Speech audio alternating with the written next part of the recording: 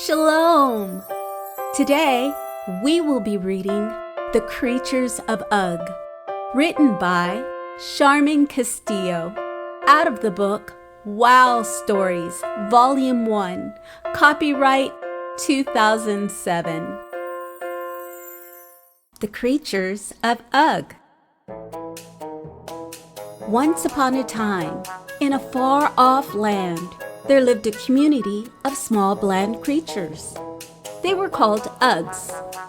Uggs were almost round, but not really. They were mostly shapeless, but you really just couldn't tell. What do you mean? They were gray in color, and the only difference between the males and the females was the fact that the females had eyelashes. Otherwise, they all had big brown eyes and dots for noses. Their mouths were straight lines under their noses, and they rarely smiled. Yes, When they did, you really couldn't tell. Was that a smile or not? Because their mouths would then resemble a crooked horizontal line. Horizontal? Some Uggs were tall, and some Uggs were short. Some were fat, and some were thin. On the whole, there was nothing really special about the Uggs. What? The Uggs lived their lives much like you and me.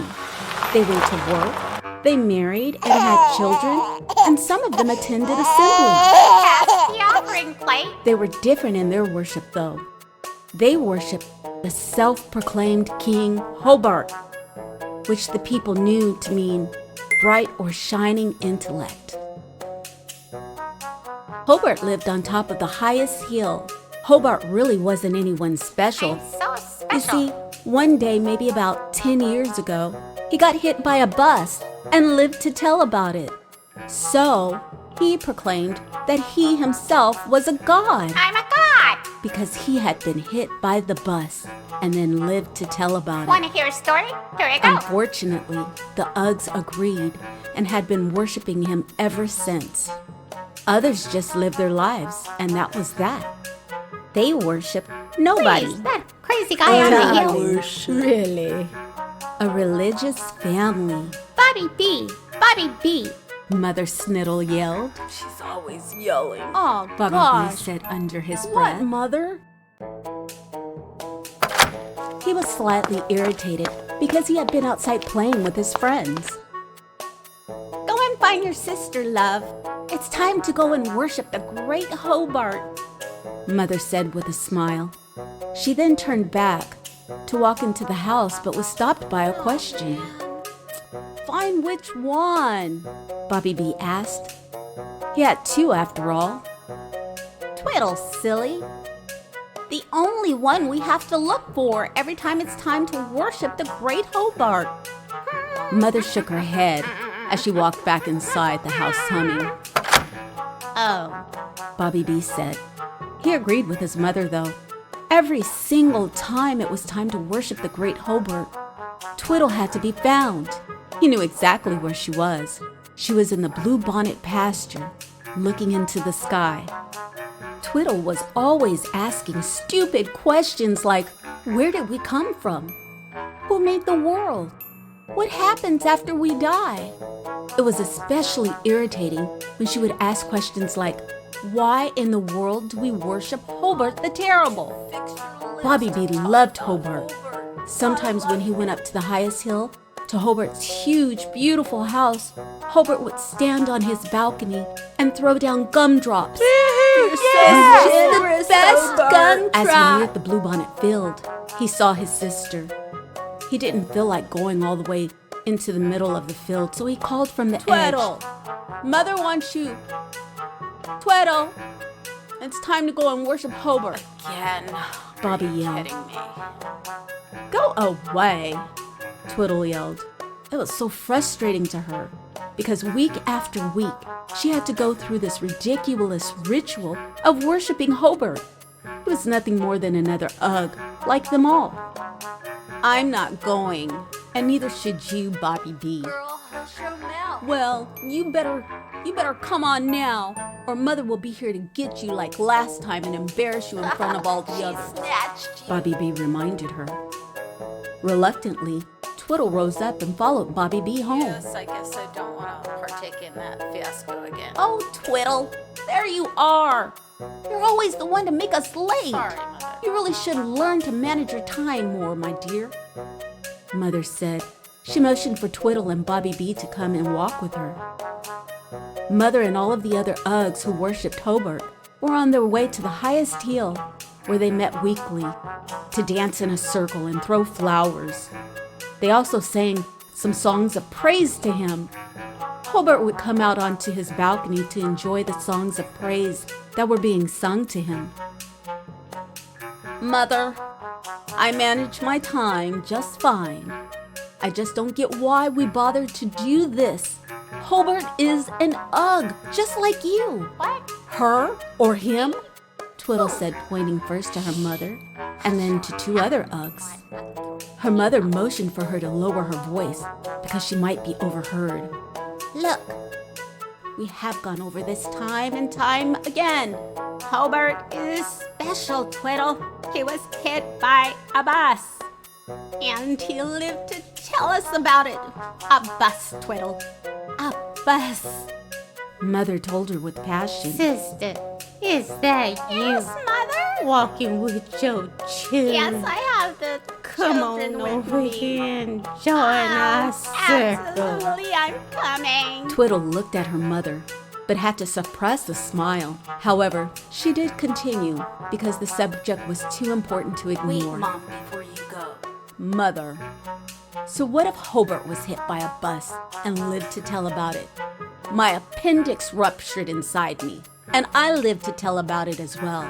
I'm not telling Uggs to worship me, and I don't want to be I worshipped. told you to lower your voice so that these Uggs don't hear you. Are you deaf? Twiddle then lowered her voice and draped her arms around her mother's shoulders. Mother, haven't you ever looked up into the sky and thought how magnificent it is? Haven't you ever wondered how we all came to be? No. Look at the trees and the flowers. I mean, they are all so beautiful. And Hobart had nothing to do with it. Mom, I'm sure there's more to this world than we know. No. I have never heard of any such thing. Now be quiet. We're almost there. I expect you to worship in our circle, of course. Here are your flowers, Mother said, handing her some flowers that were to be used for tossing into the air as they skipped around in a circle. I'm sorry, Mother, but I'm not participating this time. As a matter of fact, I'm not participating in this ritual ever again. I think it is silly that you all do, but I'm not going to do it ever again, not me. I'm going to go sit in the grass under the tree over there. Twiddle pointed to a tree, a huge tree at that. We will talk about this when we get home, young lady. Do you hear me? Mother said. So everybody go on and grab your flowers and gather around here so we can all worship the great Hobart. Come on now. Twiddle went and sat down underneath the huge tree. She just felt it was silly to worship Hobart when he did nothing spectacular. Now that y'all formed your circles, remember, immediately after the worship service, we will be taking an offering for the flower service for next week. Twiddle just felt there had to be much more to this life than what she could see. She watched as her mother and the others who'd come to worship Hobart got into the groups forming a circle. They would all skip and leap. They would toss rose petals and chant a silly song. Oh my gosh, these people sing on the quarter note. Oh my gosh. Oh, great and wonderful Hobart, who watches over us both night and day. May your mouth always smile at us. We pray. Hey. Twiddle thought it was a stupid song. The passion they displayed was wasted, and she felt they should all be pursuing the truth, whatever that was. The creatures of Ugg had been worshiping for about half an hour when a moving truck passed by. It could be seen driving towards the residential neighborhood a lot of them lived in. No one could see who was driving because it was a ways off. Oh my. What's but they could see a bright light coming from out of the driver's side of the truck. "That's odd," said Twiddle to herself. Worship service broke up quickly after that, which left Hobart in a foul mood. But who could blame the Uggs? No one had moved into their small community in over 20 years. Oh my gosh, Mother. I bet you they're moving in across the street from our house. How exciting. I've never met anybody new before. I don't even know what new is, Mother. Twiddle said. Yes, it is exciting. "I'll make some pie as soon as we get home, and then later we can take it to them so that we can introduce ourselves." Mother was already picking out the recipe she would use in her head. "Mother, did you happen to see the bright lights coming out of the truck?" Bobby B asked. Yes, I did, but I thought that perhaps they were reading something, you know? Mother said lamely. Oh my gosh, this lady. "It's daylight. All they have to do is open their eyes," Twiddle said. Oh, well, that's not important. Let's just get home. Hurry. Mother said, picking up her pace. There was a vacant house across the street from the Sniddles' house because the prior owners had moved away to a new home in a new town. The Sniddles walked up to their home, and sure enough, the moving van that had driven by during the worship service at Hobart was parked out front the vacant house. Others who had been with them also stopped to see who had moved in across the street. Mother Sniddle and the others observed the lights moving back and forth in the undraped windows. Uggs began to comment in the crowd about the lights in the window. After what seemed like eons, someone finally emerged from out of the house. It was unlike any other Ugg they had ever seen. It was the same as them, but not the same, because although this Ugg or thing looked like them, it had the most brilliant light coming from within. What the heck is that? Mother, I thought you were a born-again Hobartian. Mother, Twiddle said in shock because of her mother's language. Why don't we just go and ask? Twiddle made as if to walk towards the new neighbor's house, but her brother stayed her hand. No, Twiddle. You don't know what that thing will do to you. Oh no, look, there are more of them. I'm going inside, Bobby B said. And indeed, he did run inside. Others in the crowd began to run as well. Twiddle, on the other hand, shook her head and began to walk across the street to find out who or what the new Uggs were. Twiddle, come back here right this instant. Oh my gosh. Twiddle, better do as I say or You are else. the most fearful Hobartians I've ever met.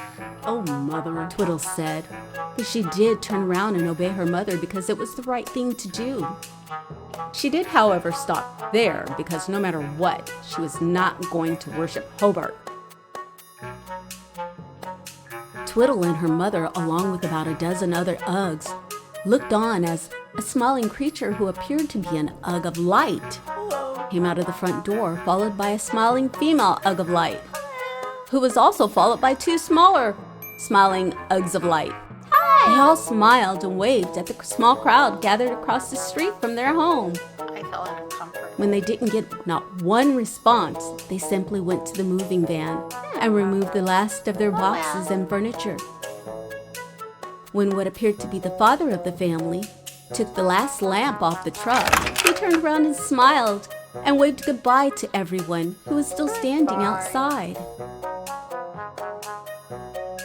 Soon afterwards, the crowd dispersed and went back to their homes. When the Sniddles returned inside their home, Mother told Bobby B and Twiddle to go upstairs to their rooms and to take a bath while she prepared the evening meal. The children did as the mother told them. When they were done, they ran downstairs, as was usual, and found Father Sniddle already at the table. So they kissed him and took their places at the table. Turn that TV off! Twiddle, what is this I hear about you going over to introduce yourself to the strange Uggs moving in across the street? Father asked. Oh, Father, please. I don't understand how you and Mother are so narrow-minded. I mean, they are new, for crying out loud. I just want to make them feel welcome. Twiddle tried to explain. Well, I don't want you nowhere around them. I have seen Uggs like them before. They teach a different religion than the one we practice. So I don't want them to have the chance to try and influence you into converting to their religion. Okay, Father, why would they do that? What is it exactly that they believe, Father? And how come you don't believe? Twiddle asked. I don't believe because I know the truth. Hobart is our focus of worship, Father said. I don't want to talk about it anymore. I want you to stay away from those lights of creatures or creatures of lights, whatever they are, Father said. Pity. Twiddle shook her head. Mother, Father, I know you mean well, but I cannot and will not do as you ask because you two are wrong. And if others come to the same conclusion as you two, then pity on them too. How would you feel if you were new and every time you tried to meet someone or smile, or, smiled at them, the only response you received was to be alienated by everyone? I'm sorry, but I cannot be a party to your cruelty. Twiddle shook her head and walked away to her room without eating. Twiddle! Mother called out. Let her go. She just needs time to think this over, I'm sure. Why would she want to get involved with these Uggs anyway? Look at them. They're filled with light, Father asked in disgust. Well, I'm gonna enjoy my dinner. So let's all just dig in. And you can have your sisters. Bobby B sat with the side of his face resting on his right hand as he looked out the window, and without even thinking, he said, "Yes, but we sure do look so drab." What did you say? Father yelled. Nothing. Bobby B stammered. Well, you said something, boy. Speak up. Well, Nothing, Father. I was talking to myself. Bobby B then got up from his seat at the table and went upstairs as well. He had touched none of his food. Bobby B and Twiddle sat in their rooms, looking out the window across the street to their new neighbor's house. Usually, their older sister Tinker was at home, but Mother had forgotten that she had allowed her to stay the night at a friend's house, and she would not return until tomorrow night. They had stayed up late last night, talking about the day and the new neighbors of light, trying to figure out what it meant. Bobby and Twiddle both agreed that they would be nice to the little Uggs across the street, because they knew they would never want to be treated that way if they were new someplace. Bobby B was not too interested in their religion because he loved Hobart. After all, he was all he had ever known. But right now, he was more interested in making a new friend. Twiddle, on the other hand, was a little more skeptical about religion in general. But she too wanted a new friend, and she wanted to know why they looked to be on fire. Bobby B had come into his sister's room that morning. They once again jumped into conversation about the new neighbors across the street. Suddenly, Twiddle saw the young Uggs walk outside their home. "Okay, there they are, Bobby B. You stay here in case they try to do something to me. That way you can call Mother and she'll be able to come help me. I'm going outside to talk to them now." be careful. Twiddle ran down the stairs and went outside. She stood for a few minutes and then mustered up all the courage she could and found herself walking across the street to find them. Hi, I'm Twiddle. Who are you? Twiddle smiled, but felt so ridiculous. What a stupid thing to say when you meet someone for the first time. The two young Uggs on the other side stopped and smiled. Hi, Twiddle. I'm Constance, and this is my brother Dre. I saw you all moving in yesterday. As a matter of fact, the whole neighborhood did. We first saw you when you drove by when we were up at the big mountain worshiping Hobart. Twiddle smiled. Oh, you worship Hobart? Dre asked. Yes. No. Twiddle blushed red. No, I don't worship Hobart, but my family does. I don't believe Hobart is any different from anyone else. Oh, Constance laughed. Well, I guess you are wondering where we come from and what our parents do and such. Actually, no. What I was really wondering is, why are you so full of light? That is odd to us. We have never seen anybody like you, Twiddle said as a matter of fact. Oh, well, that's because of who lives inside me, Constance said. Okay, so who do you think lives inside you? Twiddle said, trying not to laugh. It's not who I think, it is who I know. I mean, after all, I am an Ugg just like you. But I have a light in me that is very evident to all who look at me. I didn't do it by myself, so it had to be someone, and it is the one I serve, Constance said with love glowing in her eyes. Oh, well, who is it that you serve, and where is he or she at? Twiddle asked, feeling a little frustrated. All she wanted was a clear answer. She was tired of playing musical words and wanted Constance to get to the point. Well, Twiddle, we serve the Most High, who lives in the heavens, but comes down to live in our hearts when we accept what he has done for us by his son on Calvary. Constance then told her brother to go inside to get the word. You see, Twiddle, we believe in one Elohim, and his name is Yahuwah. We were separated from him because of our ancestors who broke the covenant with him. But because of his son and what he did by sacrificing his life for us, we are now able to be with him again. We believe that we are sinners, and sinners are Uggs who transgress Yahuwah's laws. Those things keep us separated from the Abba, and Abba means Father. Just then, Twiddle heard her name being called from across the street. Get over here! Mother stood at the door with a furious frown on her face.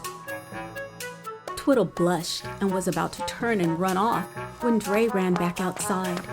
He was carrying something called the Word in his hand. Constance took it from him and gave it to Twiddle. It was a Bible. I know you have to go, so take this and give it back later when you can. It was nice meeting you.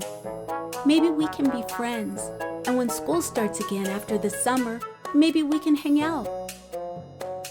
I'd like that, Twiddle said. She then turned and ran home. Mother closed the door sharply behind her.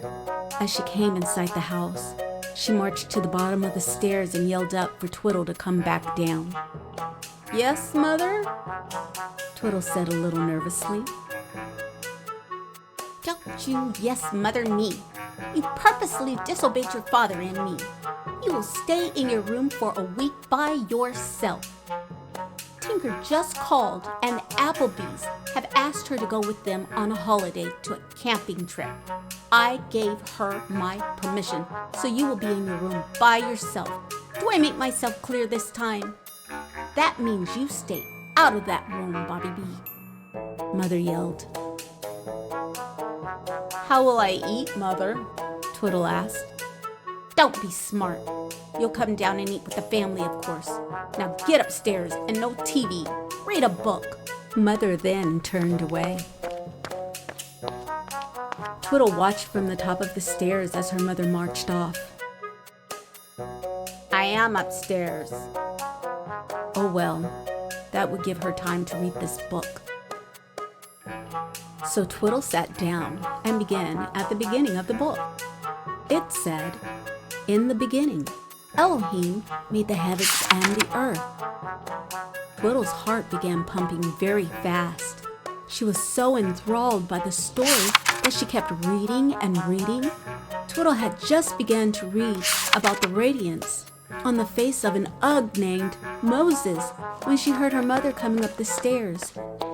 Bobby B, I have tripped over a toy one too many times. If I have to pick up your toys, you won't have any more. In a hurry, she put the word down, also known as the Bible, and got out a novel when the door opened up to her room. "Okay then, you can come out now. I know that this must be very hard for you and all being up here in your room, but I will have obedience in my house. Do you hear me, Twiddle?" Yes, Mother. Twiddle answered. "Good.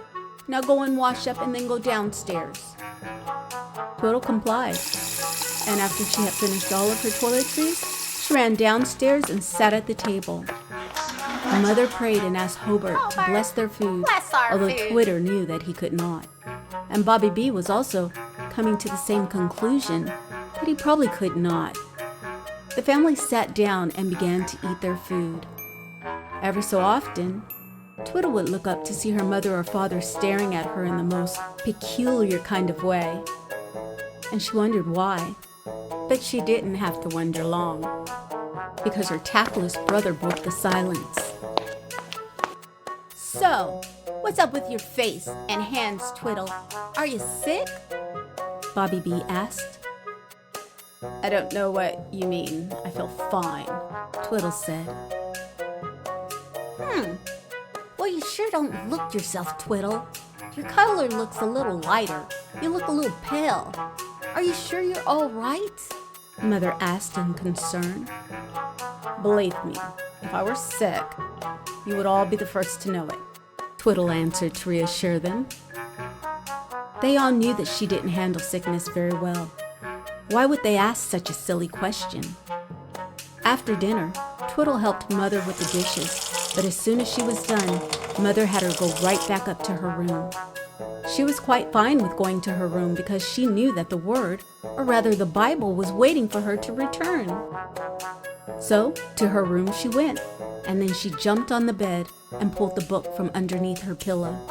She then lay down and began to read. Wow, it says that Yahuwah created the heavens and the earth in 6 days and rested on the seventh. Every chapter she read, she would feel something begin to tingle inside of her until finally she drifted off to sleep. The next morning, Twiddle got up a little early and began reading where she left off from the previous night. She accidentally dropped the word, and as she picked it up, it opened to a section that said, "The Renewed Covenant," and her heart just really began to pound.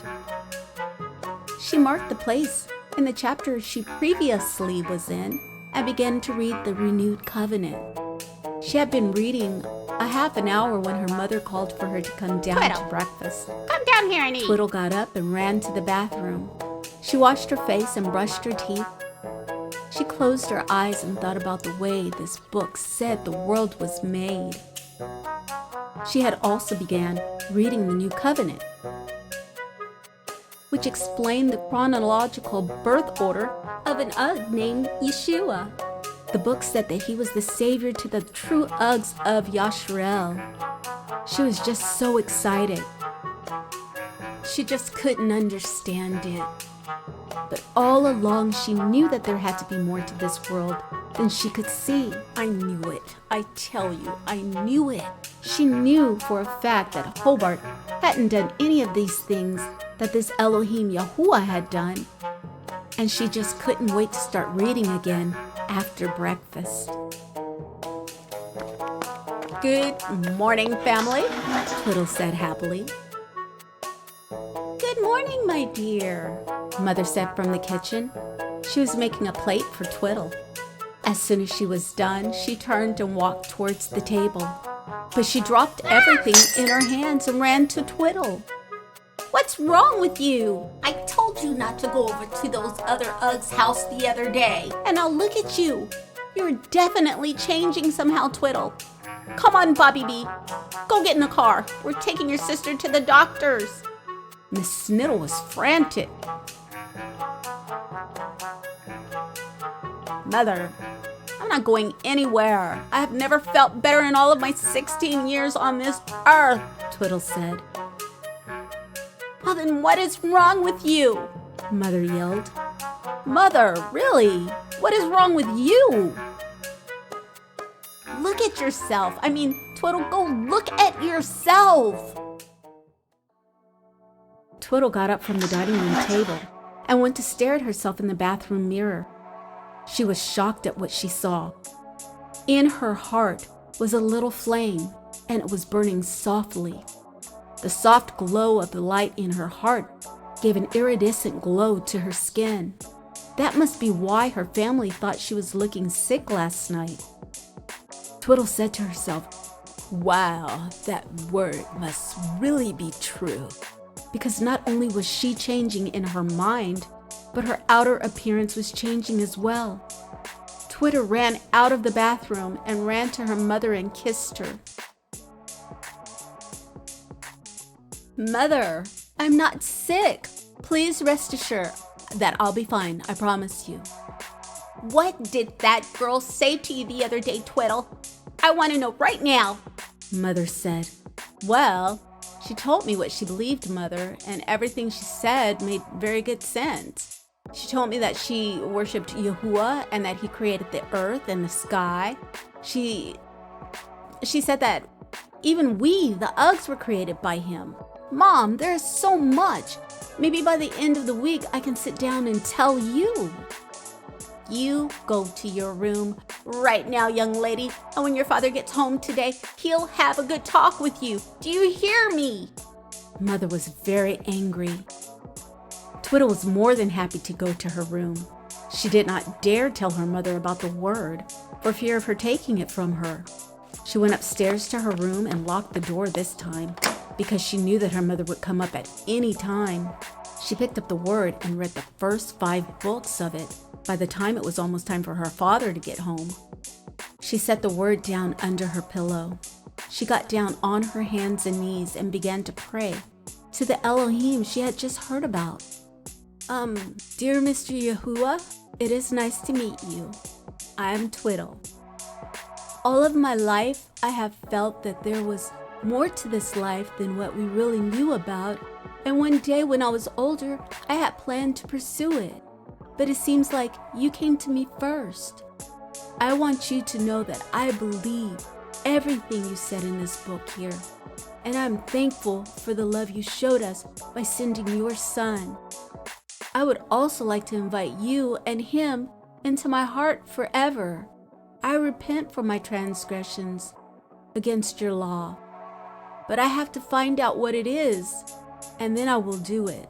So please be patient with me as I learn what those laws are, because I really don't know or understand. So please give me an opportunity, Mr. Yahuwah, to learn everything that I need to know.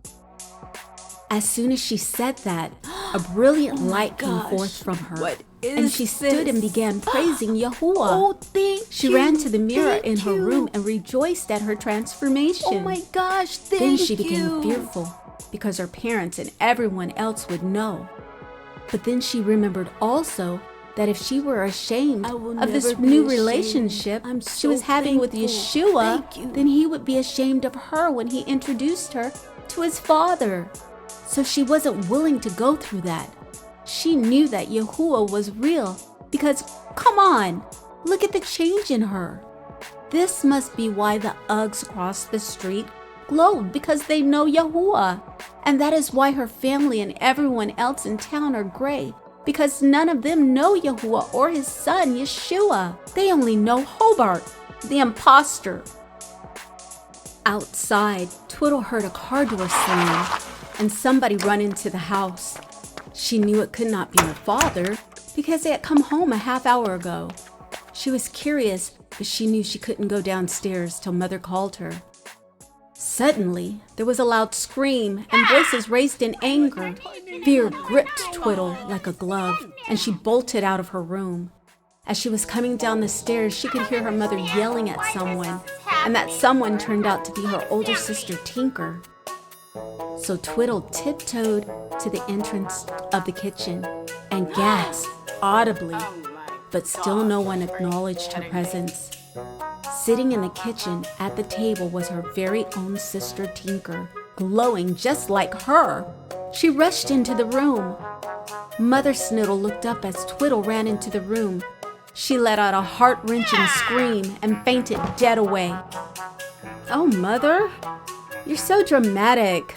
I hate to see how you react when I finish telling you everything," Tinker said, as she too went to assist Twiddle in picking her mother up from off the floor. "Well, Twiddle, I see you too have found out the truth," Tinker winked. "I have," Twiddle said. "What have you girls done? You've destroyed our family. This is a Hobart-believing family," Father shouted. Tinker, who was Father's favorite, went and put her arms around her dad and said, "Father, I am still the same Ugg, and I love you all the same. I did not go through this transformation for nothing. It was Yahuwah, the Father, and Yeshua, his Son, who did this to me. I have a book that I want you to read, and it will explain everything." Nonsense. You mean this book called the Bible, the Word?" Bobby B said, coming in, looking a little less gray. "I see you've been reading it as well," Tinker said. "I'm losing my children," Father said, sitting down next to his sloppy Of course wife, we who are. was nursing They're a reading headache. that Bible. Bibble? Mother, are you serious? There's an E at the end of the word, and the I is long. It's Bible. Bible, not important. Oh, Mother, very important. "No, Father, you are not. We're the same. We just now see so much more. Daddy, you and Mother and I have been wrong about Hobart. He is just an Ugg like the rest of us. We were on our way out of town when the Applebys wanted to stop by and worship Hobart. When we got there were others there as well. Some were glowing and some were not. You could tell that the ones who were not glowing had dragged the ones who were glowing there in the first place. Uggs were crying everywhere. Finally, after about a half an hour, Hobart came out onto his balcony, and Father, he was glowing. He came down to us himself and introduced some new Uggs who had just moved in. Apparently, this Ugg was an Ugg brew, and he said that Yahuwah had called him to this part of the world to witness and to bring many to his Son. It's working, but Mother and Father, the choice is yours." It has been 4 months since Twiddle's eyes were opened to the truth of who she was and who the true Creator was, and her walk is growing daily. Many Uggs have given their lives to Yahuwah and have repented and are now following his laws, statutes, and commandments. But many do not want anything to do with this new way of worship. But even Hobart has started to gather with the new assembly started in their land. And although Uggs still try to worship him, Hobart will have none of that. He is quick to tell them that he is not the way, I'm not the way. and then he witnesses. They either come to the Son or they don't. It is their choice. At the Sniddles' house, Father and Mother have begun to read the Word too, in order to find out exactly what it is their children are involved with. They seem to look a little less gray every day. Wow! Isn't Yah's Word amazing? As soon as you start reading it, changes take place in your life and in your heart. And once you start applying His Word and doing His laws, His statutes, and commandments, a change takes place for all to see. If you hadn't already noticed, the Uggs are you and me before we meet Yah, before we meet Yeshua. But after we do, that flame starts to develop in our hearts, and it starts becoming evident to anybody who looks upon us. Wow. All right. Thank you so much for joining me again for another Wow Stories, and I hope that you'll join me again.